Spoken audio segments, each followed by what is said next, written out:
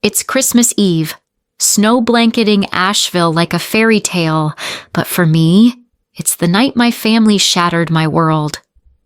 They crowd around my brother, gifting him a luxury Rolex that screams, "You're our everything," while I stand there with my handmade photo album of our memories and get nothing. Not a hug, not a glance, just empty space under the tree. The sting, like a knife twist, realizing I'm always the outsider, the one they overlook. But wait, why? What dark secret were they hiding that explained decades of favoritism, and how did one icy crash expose it all, turning my pain into the ultimate revenge story where the underdog doesn't just fight back? She wins everything. If you've ever felt that raw betrayal from your own blood ignored, undervalued, stop right now and comment, "Me too," with your city. You have to trust me. This twist will blow your mind, and sharing keeps you hooked for the comeback. Hey, if you're new here diving into these raw revenge tales, welcome, hit subscribe, and like if you're ready for more underdog wins that hit home. All right, let's jump in. My name's Olivia Bennett, 30 years old, a freelance photographer scraping by in Asheville, North Carolina. I've always loved this town the way the mountains roll like ancient guardians. The artsy vibe downtown with galleries popping up like wildflowers in spring. But growing up here, in our family's cozy lodge-style home tucked against the hills, it wasn't all postcard pretty.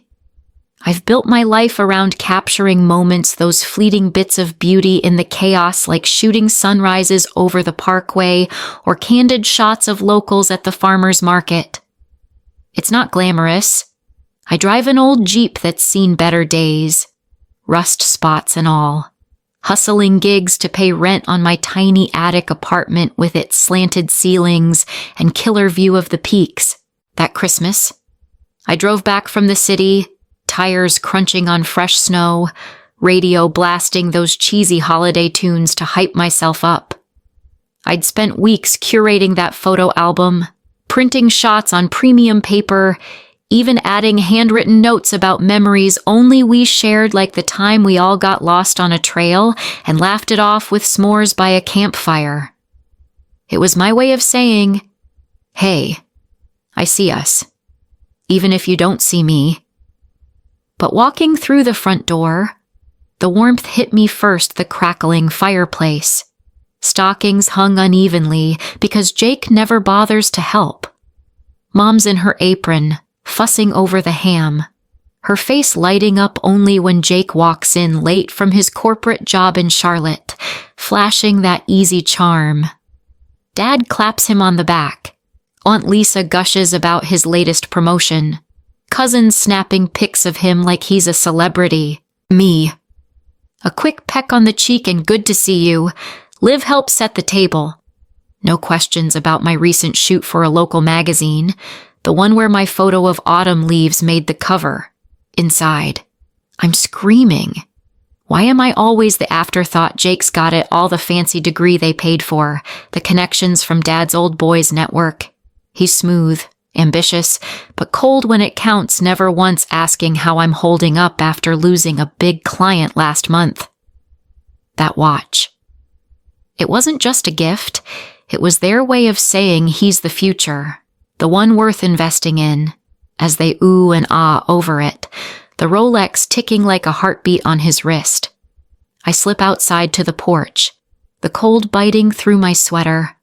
The mountains loom dark against the starry sky, and I snap a quick photo on my phone, just the lodge glowing warm, me on the outside looking in. Little did I know. That night, a cryptic call from Aunt Lisa would crack open a secret that's been festering for years. But that's just the start. That call from Aunt Lisa came right as I was staring at that photo on my phone, the lodge all lit up like a Hallmark card. Me frozen out in the cold. She sounded off, a little tipsy from the eggnog, rambling about how family secrets have a way of bubbling up at the holidays. I brushed it off then, figuring it was just her usual dramatics. But looking back, it was like the first crack in the dam. It got me thinking about how we got here. You know, how this favoritism didn't just pop up overnight. It's been woven into our lives since I was a kid. Growing up in Asheville, where the mountains feel like they're watching your every move. Let me take you back there, because if I don't unpack this, that Christmas betrayal makes no sense. And hey, while I'm spilling, quick question for you, have you ever been the one always pushed to the side in your family, like your wins don't count? Drop a yes or no in the comments. Maybe why if you're feeling it. Sharing that stuff helps me feel less alone. And who knows, it might spark something for you too. Picture little me, maybe 8 years old, with my first crappy disposable camera, the kind you get from the drugstore for $5.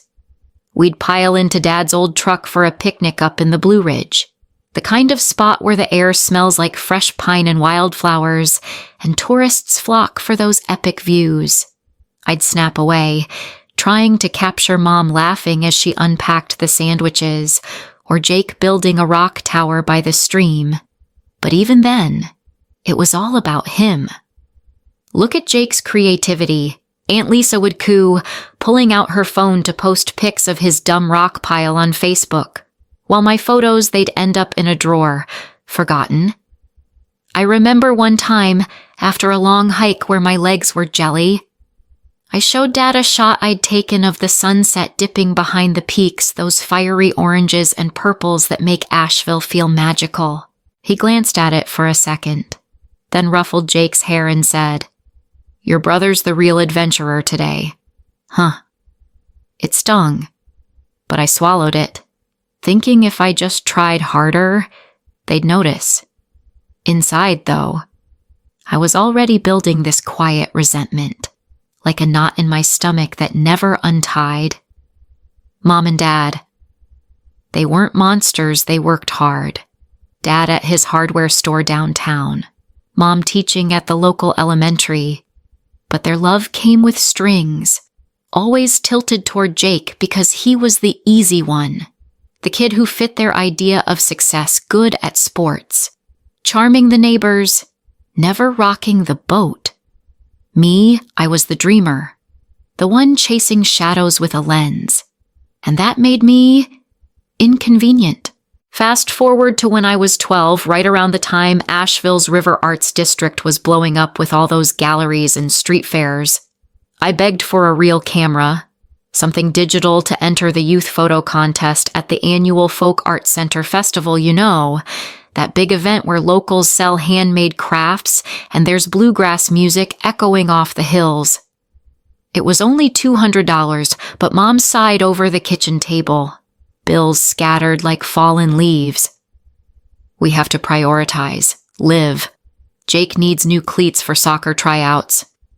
Sure enough, a week later, they shelled out for his gear and he made the team. I ended up borrowing an old point and shoot from a neighbor, entering the contest anyway. Won third place, a little ribbon and a gift card to the bookstore. I rushed home, bursting through the door with it pinned to my shirt, heart racing. But they were in the living room, celebrating Jake's first goal with pizza delivery. Aunt Lisa was there, videoing him reenact the play, cousins cheering like he'd won the Super Bowl. My ribbon dad patted my back absently. "That's nice, honey. Now help clean up. No photo op for me, no proud post online." I retreated to my room, that attic space that would later become my makeshift studio, and cried into my pillow. Why couldn't they see my passion as worthy? Jake didn't even care about soccer that much. He did it because it made them happy, kept the praise flowing. His coldness showed in little ways, like smirking when I'd get overlooked. Or later in high school, borrowing my ideas for his school projects without credit. It was like he knew he had the upper hand and leaned into it, motivated by that easy validation our folks handed out like candy. By 16, things got heavier. Mom got sick that year, nothing life-threatening, just a bad flu that knocked her out for weeks. I stepped up, skipping school clubs to cook meals, drive her to doctor's appointments in Dad's truck, even handling the laundry mountain that piled up like the Appalachians. Asheville winters are brutal, with icy roads and that bone-chilling wind whipping through the valleys, so I'd bundle up and trudge to the grocery store on foot if needed, all while keeping up my grades and sneaking in photo shoots at dawn, capturing frost on the leaves like diamonds. But when Mom recovered, the thanks went to Jake. He'd popped in once or twice with flowers he bought with allowance money, our allowance, mind you, that he got double because boys need more for dates. At the family Thanksgiving that November, the table groaning with turkey, sweet potato casserole, and Aunt Lisa's famous pecan pie. They toasted him. Jake's been such a rock through this. Dee leaned over, her voice dripping with that fake sweetness. You're so responsible, Jake, future man of the house. Me sitting there with my plate half eaten, feeling like a ghost. I tried piping up about a school award for my landscape series, shots of the Biltmore estate in fall colors that got me noticed by a local gallery owner. Crickets. Dad changed the subject to Jake's college prospects. Inside, I was boiling regret for all the times I'd bitten my tongue, anger at their blindness, but also this spark of resilience, whispering, I'll prove them wrong on my own. That's when I first noticed something off. While cleaning Mom's room, I found a locked drawer in her nightstand, papers peeking out with official seals. I didn't snoop too scared, but it nagged at me like a blurry photo I couldn't sharpen. Foreshadowing, absolutely, but back then, it just added to the mystery of why I never fit. High school ramped it up. Jake got the full ride, Dad pulling strings with old buddies to get him into UNC Chapel Hill, tuition covered, even a used car for the drive, a shiny Ford that gleamed in our driveway like a trophy. Me, I hustled for scholarships to the local community college's art program, waiting tables at a downtown cafe where the tips came from tourists raving about the mountain views. I'd come home smelling like coffee and grease, editing photos on a secondhand laptop till 2 a.m., dreaming of my big break. One summer, I landed a gig shooting the Belshare Festival, Asheville's wild street party with music stages, food trucks, and crowds dancing under string lights. My portfolio exploded, but when I showed the family, gathered for Jake's homecoming barbecue, they barely glanced. That's cute. Live, Mom said, then turned to gush over Jake's internship at some big firm. Cousins snapped selfies with him and his new ride, Aunt Lisa posting it all with captions like, proud of our star, Jake. He just shrugged, that smug look saying, what did you expect? His motivation was clear. Keep the status quo, soak up the perks, never question why I got scraps.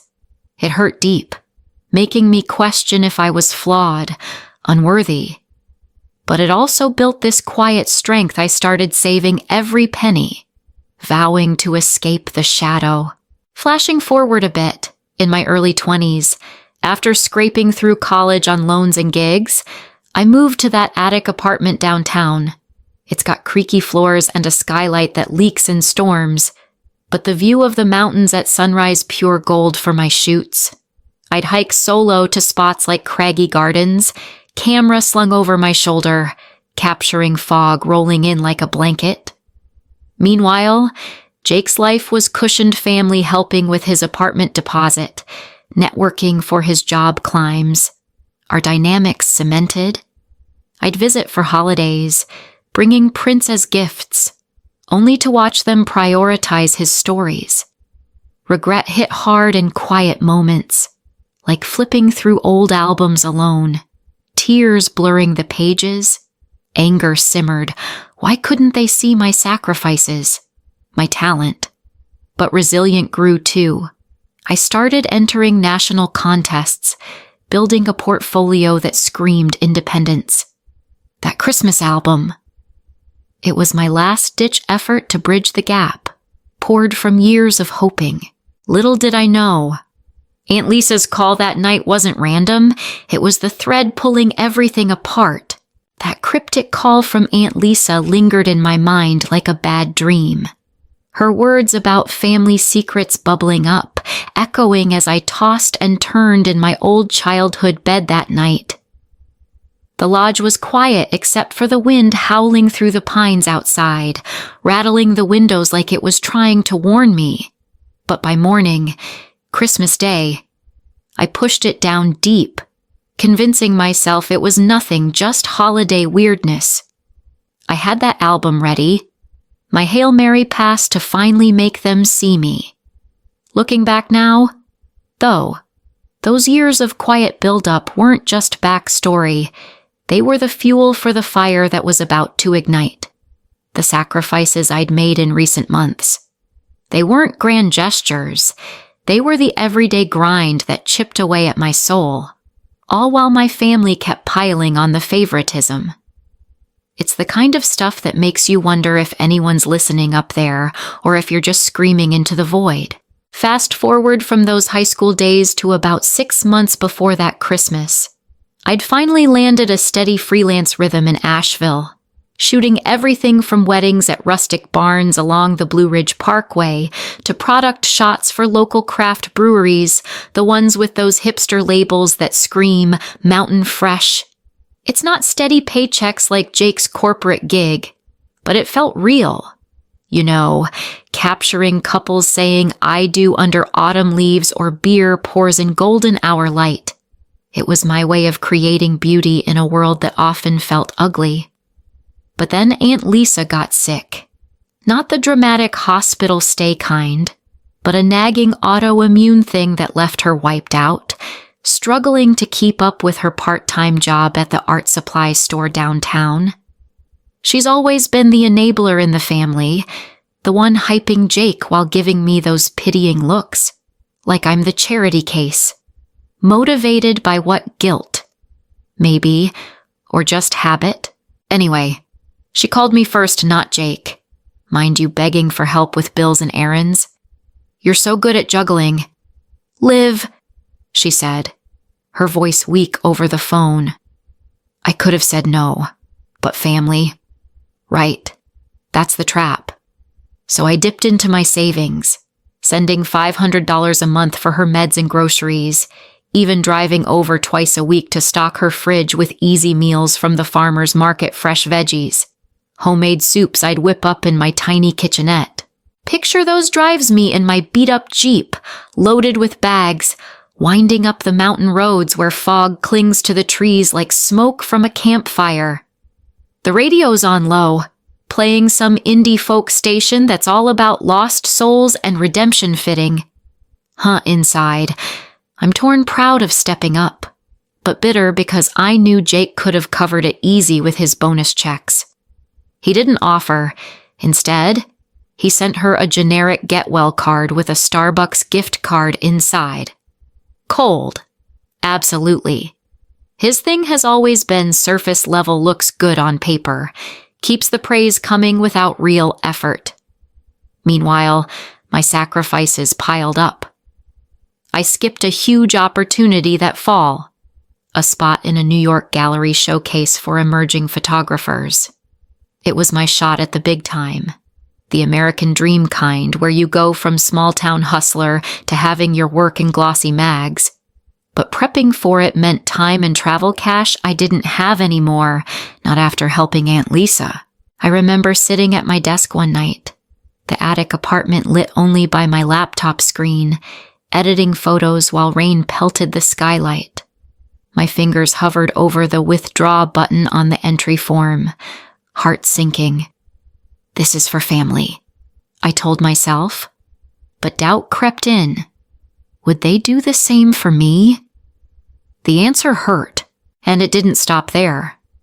With Aunt Lisa on the mend, my folks started leaning on me too. Dad's hardware store hit a rough patch. Tourism dipped after a bad storm flooded parts of downtown Asheville, washing out roads and scaring off visitors. He didn't say it outright, but the hints came in video calls. Things are tight. Liv. Jake's swamped with work. So I sent what I could. $200 here, $300 there, cutting back on my own stuff like new lenses or even basic things like eating out. Those calls brutal. I'd log on from my couch, the mountains dark outside my window, forcing a smile as they chatted. How's the photography going? Mom might ask half-heartedly, but before I could mention my latest spread in a local mag shots of the Biltmore's holiday lights that got rave reviews online, they'd pivot. Oh, Jake just closed a big deal. He's taking us to dinner next week. Jake on screen, grinning in his button-down, that Rolex precursor watch already on his wrist like a badge. He'd nod along, but his eyes were distant, like helping out was beneath him. Why? Because he could afford not to. Our parents' favoritism gave him that buffer, motivated by his own ego, I think, to stay on top without lifting a finger for the rest of us. The emotional toll.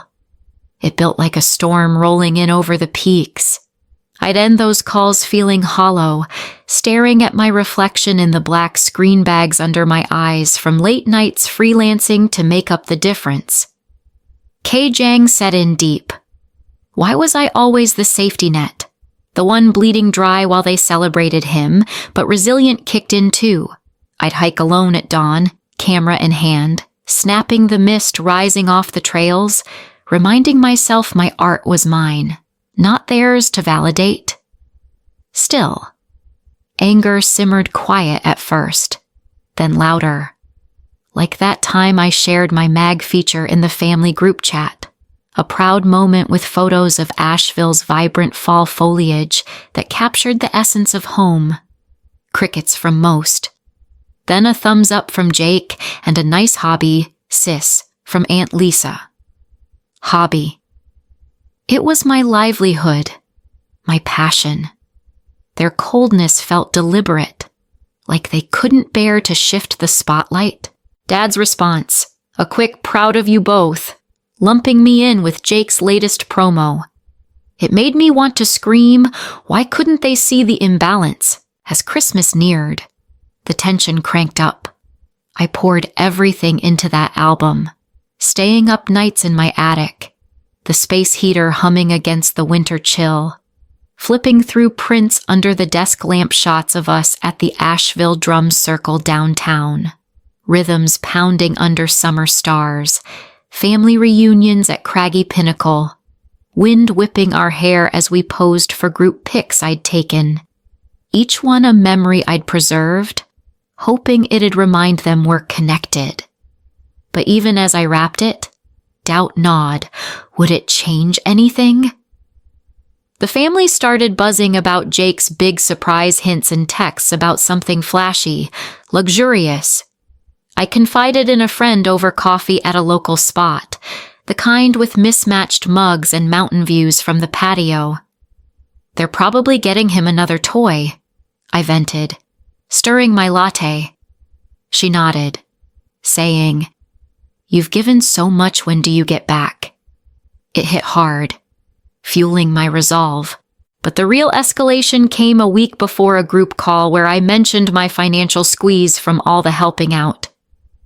"Things are tough with gigs slowing in winter," I said, voice steady. "Mom, hang in there, honey." Then, seamless shift to Jake's vacation plans, ski trip to Colorado, all expenses paid by his bonus. No offer to help me, no acknowledgement. Jake chuckled. "You'll bounce back. Live you always do." His nonchalance infuriating, like my struggles were just a phase, not the result of their lopsided world. Inside, I was a mess Kaijang turning to full-on anger, thoughts racing. I've bent over backward, and for what? To watch them fawn over him. But that resilient voice pushed back. Use it as fuel. Your art will speak louder. Driving back for Christmas. The Blue Ridge Parkway slick with ice. Radio crooning sad holiday ballads like Blue Christmas. Tears blurred the headlights. I deleted a group chat photo of Jake's pre-holiday win, him posing with a new gadget. Hand shaking on the wheel. I gripped tighter, whispering, "This album will make them see." Little did I know, the storm was just brewing. But man, if you've been there pouring your heart out, only to get overlooked, how did you handle it? Share in the comments.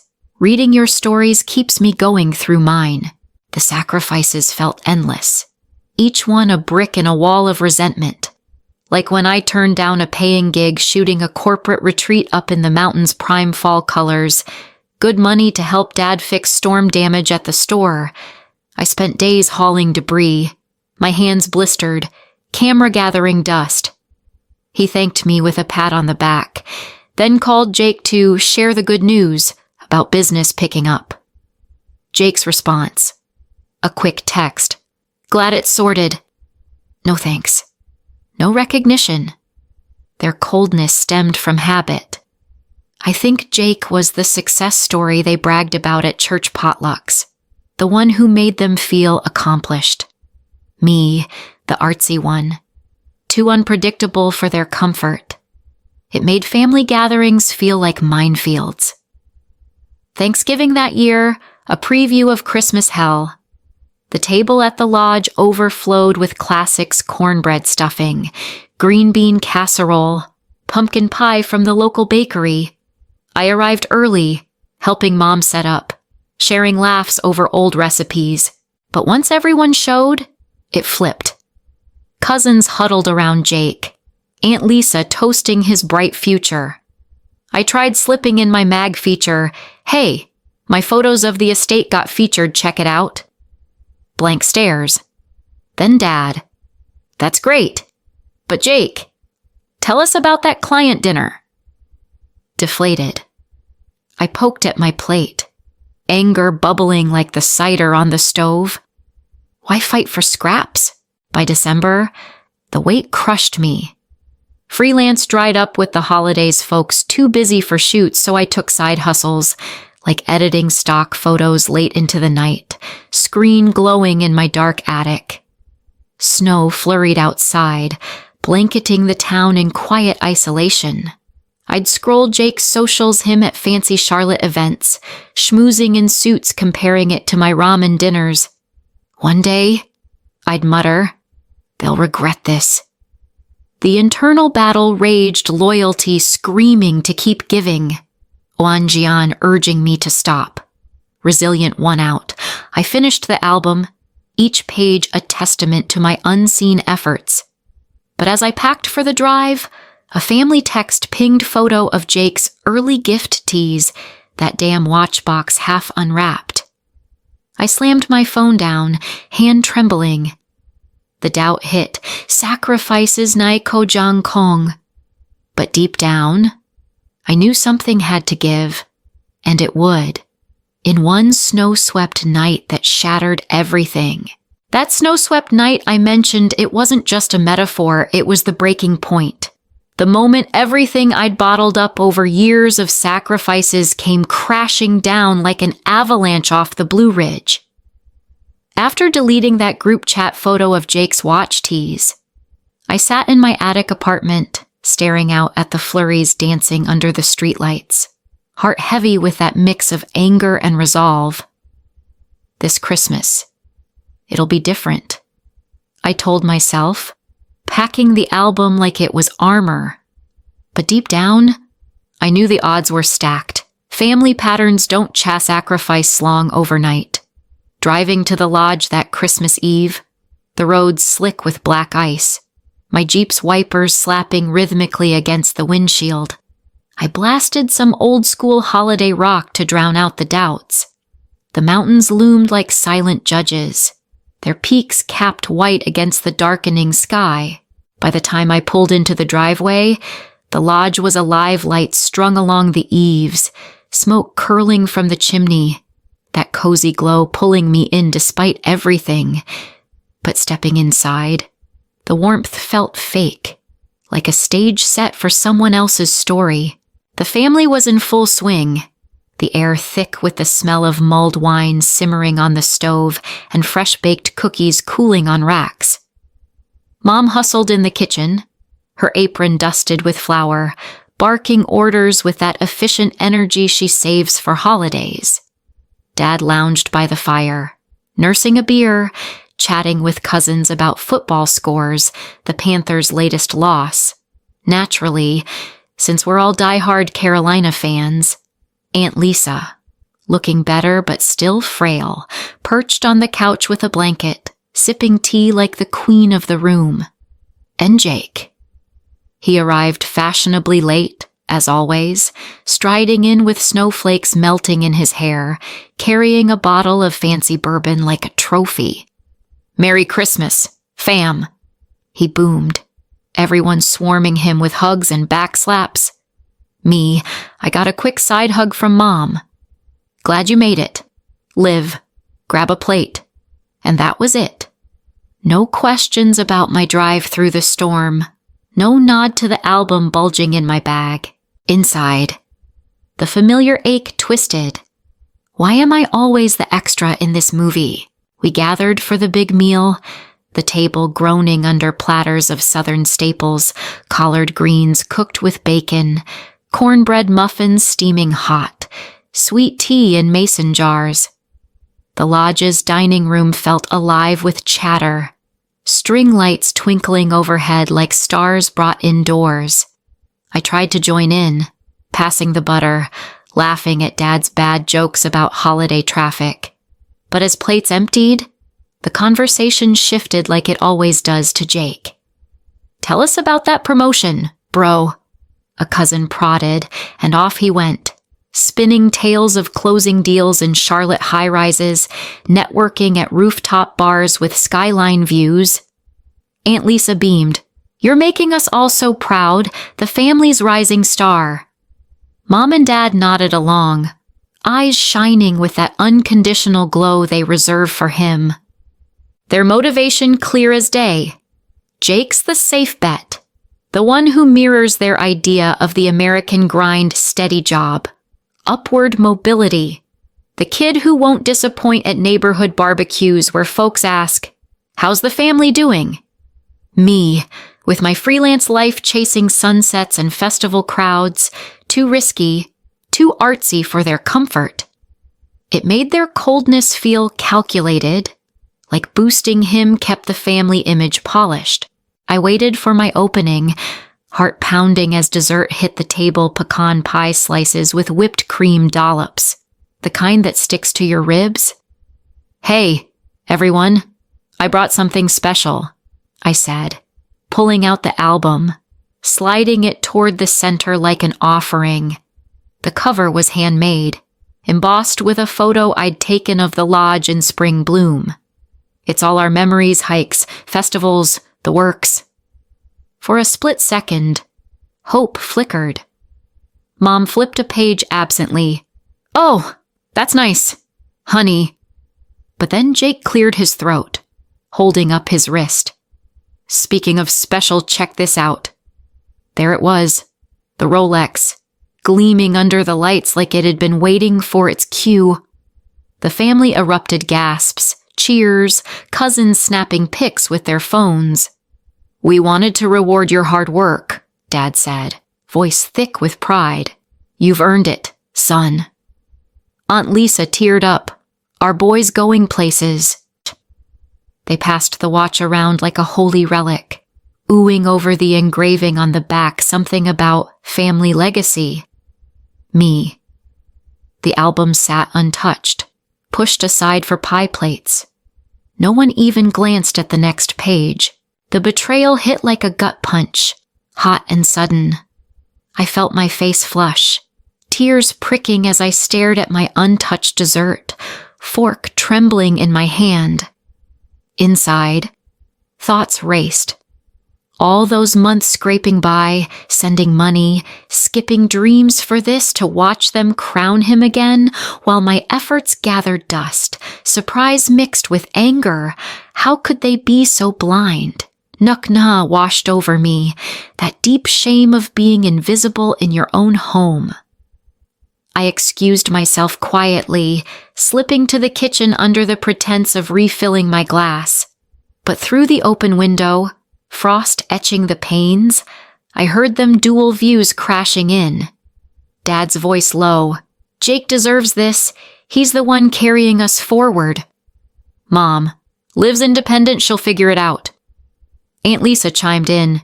We don't want to baby her. Jake needs the push to shine. A cousin laughed. Yeah, her photos are cute, but that's not real success. Jake silent at first.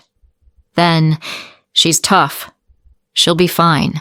You, his coldness stung, worst motivated by self-preservation.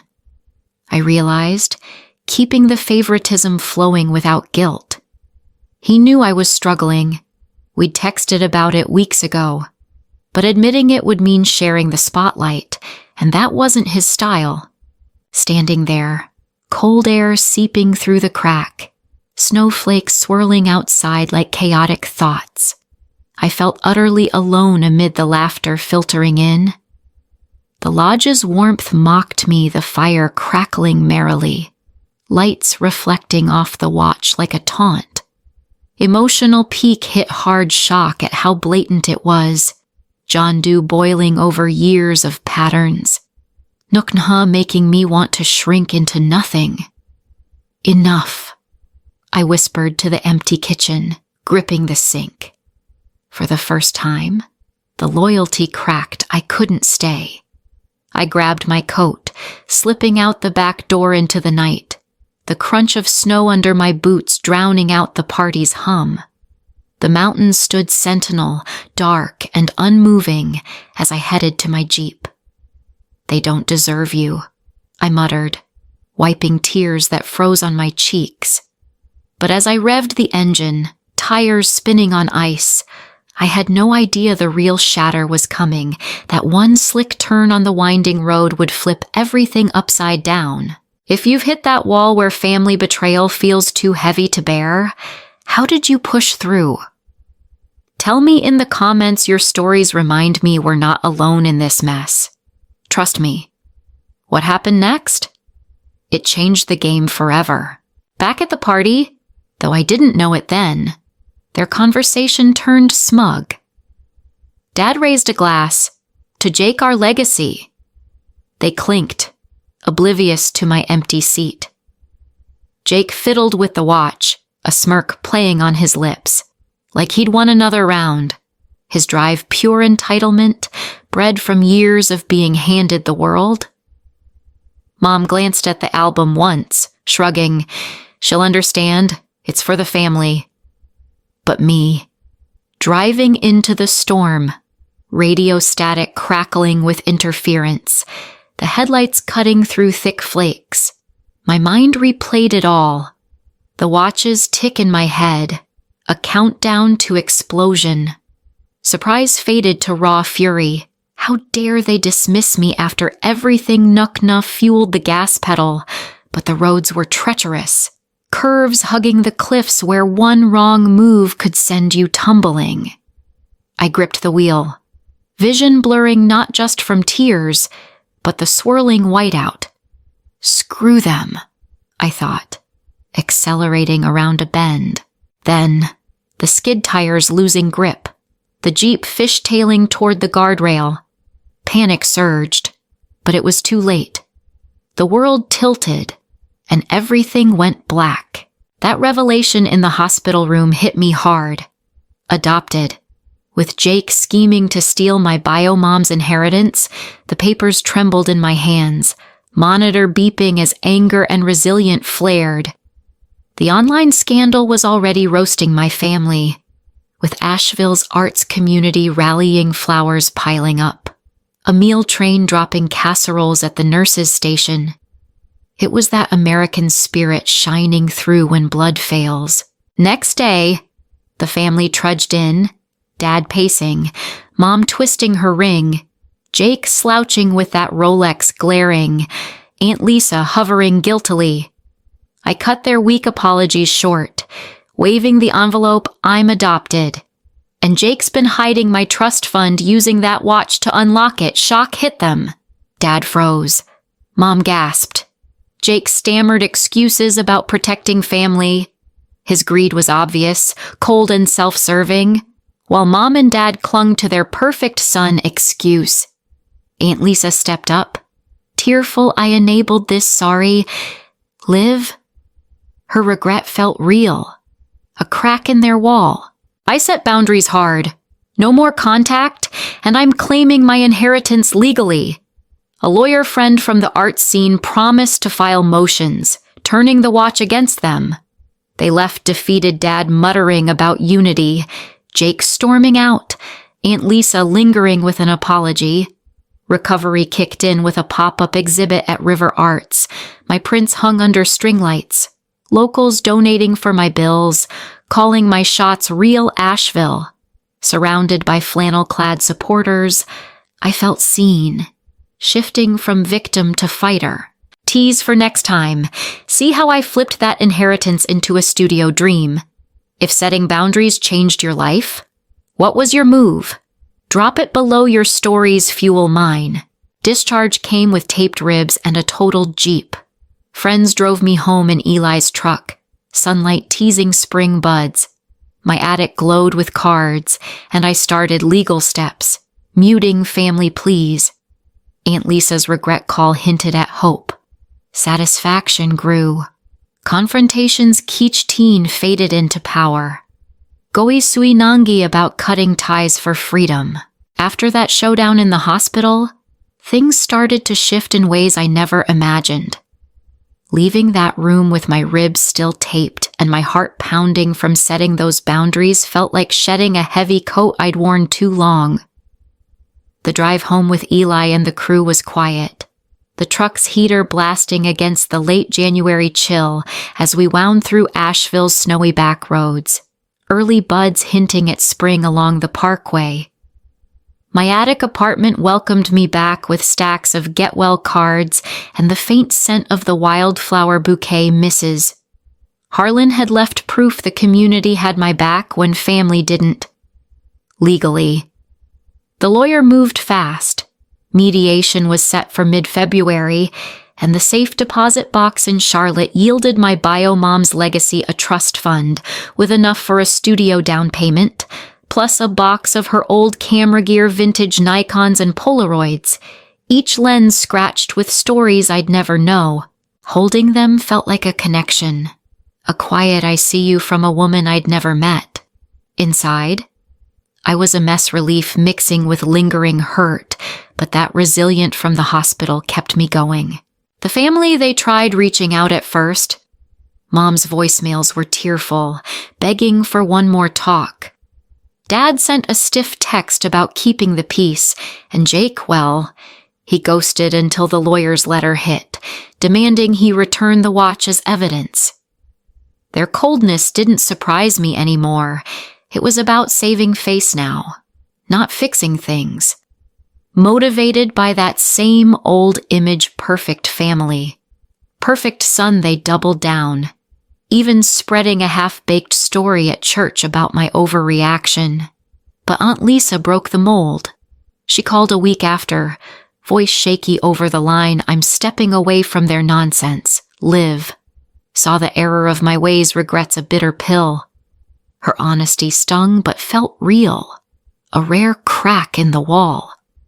I didn't forgive easy, but I listened, letting her join me for coffee at the Drippolator downtown, where we sat by the big window overlooking the waking spring streets. By March, I turned that inheritance into action.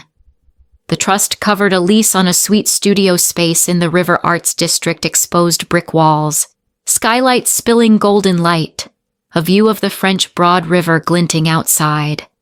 I named it Bennett Frames, reclaiming my name on my terms. Opening day was a blast. Local artists and photogs showed up, sipping craft beer from Highwire Brewing, munching on BBQ sliders from a food truck parked out front. My prints hung proud, misty mountain shots, festival candids from Belshare, even a new series of abandoned barns I'd shot solo, each frame a middle finger to the family that ignored me. The crowd buzzed, complimenting the raw emotion in the work, and I felt that satisfaction wash over me. Years of being unseen flipped into being celebrated. Inside, peace settled. No more chasing their approval, just building my own world. But Goi Suyingi lingered. How many others are stuck in toxic ties, waiting for a break? My chosen family grew too. Eli became a regular collaborator, helping me set up a dark room in the back. Mrs. Harlan popped by with her famous cornbread, sharing stories of her own rough marriage that ended in strength. New friends from the art scene, painters. Musicians filled my life with laughter over late-night jam sessions at Jack of the Wood pub, where the fiddle tunes echoed off wood-paneled walls. These were my people, connected by passion, not obligation. Meanwhile, the family faded. I sent a polite Easter card, nothing fancy, just a note about my studio, but kept it short. Mom replied with a weepy call. "We miss you, but I held firm, miss me when you see my worth." Jake's silence screamed guilt. He'd returned the watch. No fight left. Dad's business took a hit from the scandal. Whispers at the hardware store cutting into sales. Karma. Maybe. But I didn't gloat, just let it be. By late spring, Bennett frames took off. I launched a mentorship program for young Asheville photographers, using part of the trust to fund gear for kids from rougher neighborhoods, echoing my own hustle. The first session, a group of teens in hoodies and sneakers, snapping shots of graffiti under the bridge, their eyes lighting up like mine did with that first camera. It felt like purpose, turning luck into legacy. Standing there, sunlight streaming through the studio windows onto their eager faces, I thought, this is what family should be: support, not strings. Peace settled deep, replacing the old ache with pride. Resilient wasn't just surviving anymore, it was thriving. My American dream carved out of betrayal. Looking back from today, Monday, August 18th, 2025, 5:35 p.m. here in Asheville, the journey's wild. The studio's buzzing with clients, my mentorship kids winning local contests, and I've got a life that's mine, not theirs. That family a distant memory, their coldness a lesson in letting go. If you've ever had to build your own crew after family fallout, what's the best part for you? Drop it in the comments. I love hearing how you've turned it around. And hey, if this hit you right in the feels, give it a like, subscribe for more real talk revenge stories, and let's keep this convo going. I'll be reading your comments next time, so bring your best,